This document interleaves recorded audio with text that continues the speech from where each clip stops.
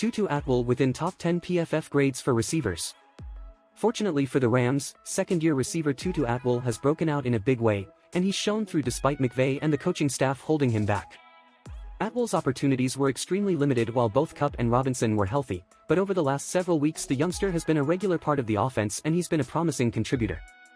Hello Rams fan, welcome to the channel. Before the news, I ask you to subscribe to the channel, share and activate the notification bell so you don't miss any news from the team.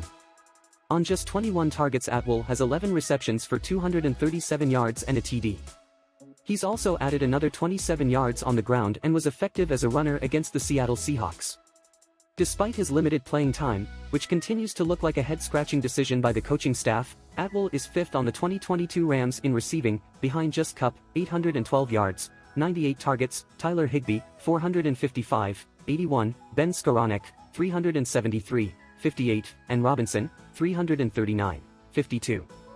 All of these individuals have more than double the number of targets that Atwell has received this year.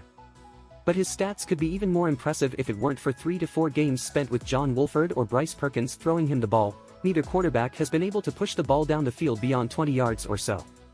Against the Seahawks, perhaps Atwell's best game of the season, the speedster had 2 to 3 steps on standout corner Tariq Woolen, but Wolford underthrew the ball by at least a good 10 yards.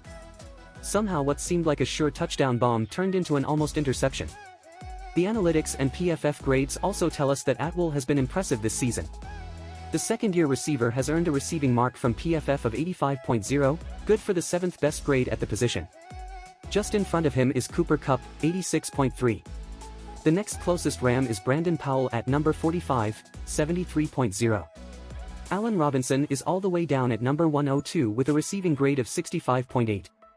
21 targets is a small sample size, even below 20% of the league-leading figure of 137. But it's not Atwell's fault that he was sparingly involved for the first 10 games of the year. He's played well when given the chance. With Mayfield in the fold, Atwell has the opportunity to play with a quarterback that can access every area of the football field, which is important in unlocking the potential for a receiver that specializes in downfield route concepts. Despite having minimal practice time with Mayfield ahead of the Thursday night game against the Las Vegas Raiders, Atwell was able to catch 5 passes for 50 yards, long of 22.